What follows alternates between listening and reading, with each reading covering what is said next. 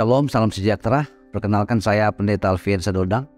Saat ini saya bertugas di Gereja Masa Tenar ke-7 Jemaat Tanjung Bunga, Kota Makassar. Saya sudah berkeluarga, sudah punya 4 orang anak. Tapi 3 tahun yang lalu yang satu anak kedua Tuhan izinkan untuk tidur dalam kematian.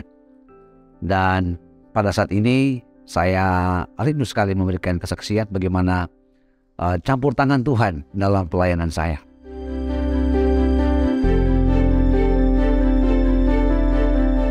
Saya sudah bertugas di beberapa daerah, sudah mungkin ada 4 daerah saya bertugas.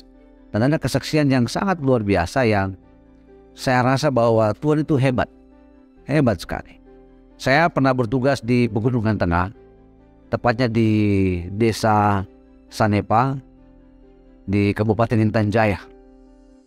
Nah, saya tinggal di tempat itu sekitar 3.800 meter dari permukaan laut. Itu tempat di mana saya tinggal, itu cukup dingin. Nah, ke tempat itu kan tidak bisa jalan kaki. Jadi harus pakai pesawat. Ya, kadang kalau ada helikopter, Tuhan siapkan helikopter, kita harus pakai helikopter, ya. Dan hanya itu transportasi. Bisa kalau mau nekat jalan kaki bisa juga. Dari Jayapura bisa 1 bulan baru tiba. Dari Timika juga bisa 2 minggu baru tiba lewat Pegunungan Grasberg. Karena memang cukup jauh, tapi jarang. Hanya nekat jalan kaki kalau masyarakat yang ada di atas. Tapi kalau pendatang seperti saya ini belum pernah saya dengar jalan kaki ke tempat itu. Nah, ada satu peristiwa yang sangat mengesankan dalam hidup saya, yaitu pada waktu saya rindu untuk membuat lapangan terbang di tempat di mana kami tinggal. Karena kasihan. Jadi saya perlu buat lapangan terbang sehingga transportasi lebih lancar dan menolong anak-anak yang ada di situ untuk dapat pendidikan yang lebih memadai. Tentunya sarana prasarananya harus ada. Dan kalau tidak ada alat transportasi, ini sangat repot. Jadi tidak heran kalau di tempat itu memang sistem pendidikan sangat sukar. Maka kami buatlah lapangan terbang. Nah, saya mendapat informasi bahwa di kota persiapan kabupaten, yaitu namanya tempat itu Sugapa atau Bilogai, sekarang menjadi kota Kabupaten Intan Jaya. Ada seorang pimpro yang sementara buat jalan. Jadi mereka angkut ekskavator dari Nabire ke tempat itu. Dan menurut cerita dari orang-orang kampung, katanya, Bapak, kalau Bapak pergi bermohon sama Pak Pimpro ini, maka beliau akan bantu untuk memberikan ekskavator. Saya dengan begitu semangat, saya pergi ke tempat itu. Di Desa Sugapa yang saat ini adalah kota Kabupaten Intan Jaya. Perjalanan dari tempat saya tinggal ke Sugapa itu untuk jalan kaki untuk ukuran saya yang sudah biasa di pegunungan dengan masyarakat, 17 jam jalan kaki untuk mendaki di ketinggian 4.000 sampai 5.000 meter dari permukaan laut. Jalan, tidak makan, karena di sana juga memang agak repot. Makanan ada kalau ada pesawat. Kalau tidak ada pesawat, kadang-kadang repot. Apalagi kalau cuaca lagi buruk, susah sekali pesawat untuk datang. Nah, di sana kan biasa AMA atau MAF, dan ada juga pesawat organisasi yang biasa bantu kami. Nah, saya ke sana untuk meminta bantuan. Perjalanan 17 jam. Dan di tempat di mana kami tinggal, ya di sana ada, di tempat itu tidak ada tukang gunting. Jadi otomatis rambut saya panjang, ya. Rambut saya panjang, kumis janggut panjang. Jadi memang tidak kelihatan bahwa saya ini adalah seorang pendeta, ya. Jadi saya dipikir ini adalah operator chainsaw yang ada di pedalaman yang sementara bekerja atau tukang. Waktu saya tiba di Sugapa ini, saya langsung menuju ke Polsek, melapor. Sebagai warga yang baik, saya harus melapor. Pendatang, saya Pendeta Alfian mau ketemu ini, selesai. Waktu saya keluar dari Polsek, kantor Polsek, saya jalan terus. Tiba-tiba saya disapa oleh seorang bapak yang badannya cukup besar, tinggi, pendatang juga seperti saya. Menyapa, dari manakah? Dengan logat Papua yang begitu kental. Saya langsung jawab, oh saya dari desa Sanepa Homeo, Pak. Tapi tidak berhenti. menjawab sambil jalan pelan, ya, jalan pelan. Oh, bapak ini marah. Kamu ini saya tanya baik-baik. Lah saya bilang, saya udah jawab tanya bapak. Sambil senyum lagi saya jawab. Ya, tidak tahu kenapa, refleks dia berdiri, langsung dia pukul saya. Dia pukul. Dan bisa bayangkan, ini orang tinggi besar dan pukul saya. Dia berencana mau pukul di mulut saya, tapi mungkin Tuhan itu hebat. Karena kehebatan Tuhan, kayak ada orang dorong kepala saya sehingga kena di sini. Ya, kena di sini. Nah, saya sangat sakit. Sebagai seorang Alfian yang banyak kekurangan, sakit hati, emosi pada waktu itu. Nah, pada waktu itu juga saya bawa parang. Karena di pegunungan itu seorang pria yang jalan tidak membawa busur panah atau parang dianggap bukan pria. Nah, saya coba mengkontekstualize situasi ini. Saya bawalah parang. Parang yang memang saya minta kirim dari Sangir. Ya. Jadi waktu saya bawa parang, bapak ini karena lihat ini, dan ini oknum keamanan polisi. Waktu dia lihat ini, dia langsung ambil. Dan dia bilang, kau tidak kenal saya? Saya bilang, saya tidak tahu bapak. Saya ini polisi di sini. Saya juga karena juga mungkin ya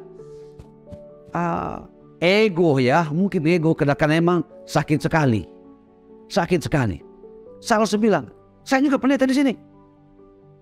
Saya pendeta di sini. Singkat cerita, ketika bapak ini mendengar bahwa saya seorang pendeta, dia sadar bahwa dia telah pukul seorang pendeta. Langsung dia sujud di kaki saya, minta ampun, Bapak, saya minta maaf. Dan memang pada waktu itu, sekalipun desa itu cukup jauh dari tempat tinggal kami, tapi ada kepala suku yang banyak juga orang itu yang sudah kenal saya.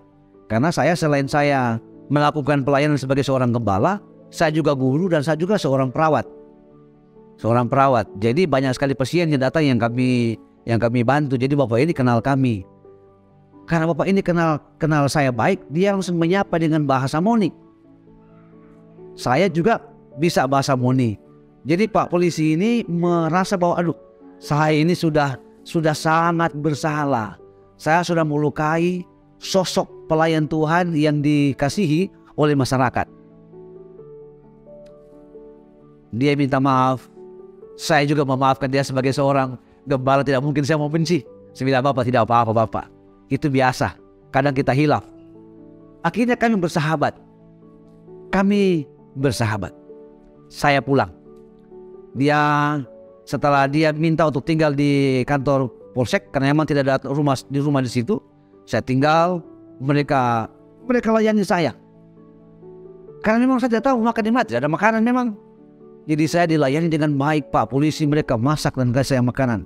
Itu makanan yang the best di situ adalah ikan kaleng sauris dengan mie sedap dicampur. Itu sudah makanan terhebat di pegunungan.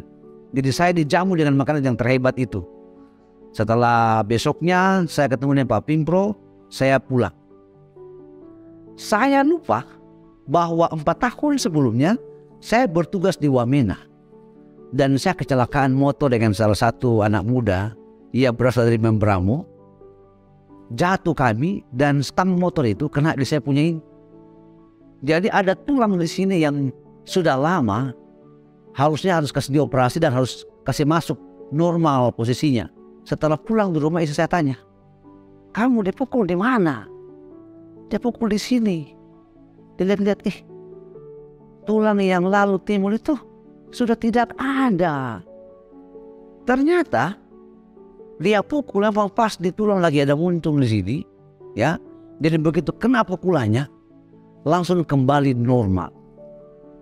Sakit sekali memang, sakit sekali. 17 jam jalan kaki, harusnya makan ikan sauris dengan sayur, tapi bukan itu yang saya dapat. Saya dapat pukul. Kadang, kenapa Tuhan? Saya punya tujuan baik loh. Kok Tuhan izinkan seperti itu saya alami. Dan setelah saya berdoa, saya merenungkan. ternyata cara Tuhan tidak sampai dengan cara saya. Tuhan bisa saja tolong saya 4 tahun yang lalu, tapi mungkin apakah saya bisa tertolong, ya? Apakah saya bisa tertolong pada waktu itu? Jadi waktu saya pegang, dibilang luar biasa, luar biasa. Memang warnanya pada waktu itu merah, biru, hitam, karena memang sudah dipukul dengan tangan yang cukup besar, karena memang orangnya tinggi besar. Jadi memang pada waktu dia pukul, saya rasa kayak ada getaran yang memang sebagai manusia tidak bisa diterima. Karena sakit sekali, kuat sekali. Rasa-rasa mau balas, ya. Karena di pikiran saya, kita kan sama-sama pendatang di sini. Muncul pikiran-pikiran seperti itu. Tapi saya selalu berpikir tidak. Saya di sini adalah pelayan Tuhan, dan saya harus memberikan contoh kepada masyarakat bahwa perlakuan seperti itu tidak boleh juga dibalas dengan cara demikian. Berjalan waktu, saya kembali lagi karena tidak ada beras di rumah, dan sudah tidak ada pesawat yang bisa masuk di Pogapa. Jadi kami harus pergi ke Sugapa. Nah, di Sugapa ini penerbangan dari Timika itu 1 bulan 2 kali. Jadi sebelum terbang, sudah ada 1 bulan sebelum terbang, nama pasien sudah ada di situ. Nah, saya perlu tulis nama saya. Jadi saya dengar ada pesawat. Nah, di sana kan hanya menggunakan pesawat yang tipe Twin Otter, yang hanya 18 orang penumpangnya. Jadi sangat terbatas. Itu pun kalau mau naik pesawat harus di absen. Kadang-kadang masyarakat bisa berkelahi karena nama mereka tidak dipanggil. Jadi pada waktu saya tiba di sana, kembali 17 jam lagi jalan kaki untuk cari beras ke Timika, ketemulah saya sama Pak polisi yang pukul saya lalu ini. Pak Pendeta, ada urusan apa di sini? Saya bilang, Pak, karena kami kan sudah bersahabat, sudah seperti saudara. Dia bilang, Pak Pendeta jangan lupa, kalau ada apa-apa datang di sini cari saya. Jadi kami sudah seperti keluarga. Jadi saya bilang, saya mau ke Timika, Pak, tapi pesawat sudah penuh. Langsung refleks dia panggil dia punya anak buah. Sini. Tolong panggil agen Trigana datang ke sini. Sekarang. Larilah mereka. Datanglah si agen Trigana. Langsung dia bilang, Polsek mau ke Timika sekarang? Saya kan tidak tahu. Saya tidak tahu apa rencananya. Jadi saya dengar saya jalan. Langsung Pak polisi bilang, Pak Pendeta, pergi naik, saya punya anak buah naik ke atas. Jadi waktu naik ke atas, saya berdiri pas di depan tangga naik pesawat, sama-sama dengan Pak polisi yang membawa saya ini. Nomor 1, si A sudah disebutkan. Nomor 2, nomor 8, Kapolsek. Langsung Pak polisi yang bilang, silakan Pak Pendeta naik. Saya bilang, wah, langsung ada suara-suara di sekitar bandara. Suara Kapolsek baru kah? Ya, saya melihat di sini bahwa cara Tuhan itu kadang aneh bagi kita manusia, ya, kadang aneh. Dan pelajaran mungkin yang saya dapat di sini, dan mungkin kesimpulan yang saya bisa bagikan adalah Tuhan kadang bekerja dengan cara yang kadang-kadang kita tidak bisa harapkan, kita tidak bisa mengerti kenapa bisa seperti itu, ya. Dan kadang cara Tuhan untuk menolong kita kadang harus lewat sakit dulu. Jadi ketika saya merenungkan ini, ternyata jangan pernah mengeluh ketika sakit itu datang di dalam hidup saya. Karena saya tidak tahu bahwa ini adalah cara kerja Tuhan. Seperti tadi, saya dipukul, sakit, jelas sakit. Tapi ternyata pelajarannya, saya tidak perlu operasi. Yang artinya tulang ini muncul, sekarang masuk normal. Cara Tuhan kadang-kadang saya bingung. Harusnya lewat pisau operasi, tapi sekarang lewat 1 pukulan masuk normal. Nah, yang tadinya harus tulis nama 1 bulan sebelum berangkat, tiba langsung naik pesawat. Satu ayat yang saya mau sampaikan di sini, di dalam Filipi 4 ayat 19 bahwa Allahku akan memenuhi segala keperluanmu, yang tentunya caranya kadang-kadang ya seperti tadi saya sampaikan bahwa saya tidak tahu. Saya tidak tahu bahwa demikianlah cara Tuhan. Tuhan hebat. Dan saya merasa bahwa kesaksian ini tidak mungkin saya lupakan. Pengalaman hidup ini cukup mahal. Milikilah pengalaman hidup bersama dengan Yesus, ya. Milikilah selalu, bangun hubungan yang intim dengan Yesus, supaya apapun tantangan masalah yang Tuhan izinkan untuk kita hadapi, responi itu sebagai cara Tuhan, ya. Jangan bersungut, ya, atau jangan marah, tapi syukuri. Karena satu lagi ayat yang saya mau kasih di dalam Roma 8 ayat 8 bahwa Allah turut bekerja dalam segala sesuatu, dalam segala hal untuk mendatangkan kebaikan kepada mereka yang dikasihinya. Terima kasih, Tuhan memberkati.